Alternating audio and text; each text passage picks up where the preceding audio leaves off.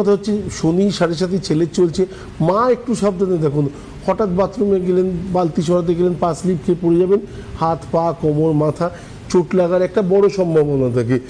সেই জায়গায় ছেলের চিন্তা বাড়তে পারে। আলটিমেট শনির কাজ হচ্ছে টেনশন।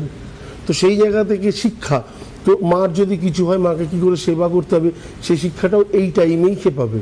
তো এটা হয়তো অনেকে মনে করতো মার উপর দিয়ে কেন, তো পৃথিবীতে প্রত্যেকটা মানুষের সম্পর্কের সাথে এক একটা সম্পর্ক দিয়েই তো শ্রীকৃষ্ণ আমাদেরকে পাঠিয়েছেন না। তো তার মধ্যে একটা অনুভূতি তো আসা চাই যে এ আমার মা বা আমার বাবা এর লাগলে কতটা লাগতে পারে, কতটা কষ্ট পাচ্ছে, সেই জিনিসগুলো সেই ফিলিংসগুলো আমার মনে হয় একা দায়িত্ব নিয়ে বসেছেন শনিদেবতা। তাকে বিনা কারণে আমরা বাজে কথা গালাগালি করে কোনো লাভ নেই, তার প্রতি রুষ্ট হয়ে লাভ নেই, কারণ আমরা রুষ্ট হয়ে তার কিচ্ছু করতে পারবো না। সেই রুষ্ট হলে আমাকে শেষ করে দিতে পারে, শেষ মানে আমাকে খারাপ পজিশনে রেখে দিতে পারে।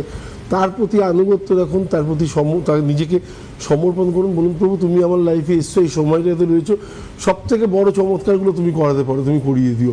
কি কি চাই আপনার বলার দরকার নেই, ভগবানকে লিমিটেশনে বেঁধে কখনো লাভ নেই। সে আপনার জন্য ডায়েরিতে লেখা আছে, সে উজাড় করে বসে রয়েছে, আপনাকে কত দেবে। আপনি একটা বাড়ি চাইলেন, শুধু আপনাকে সেটা 3টে বাড়ি দেওয়ার কথা, আপনি একটা বাড়ি চাইছেন।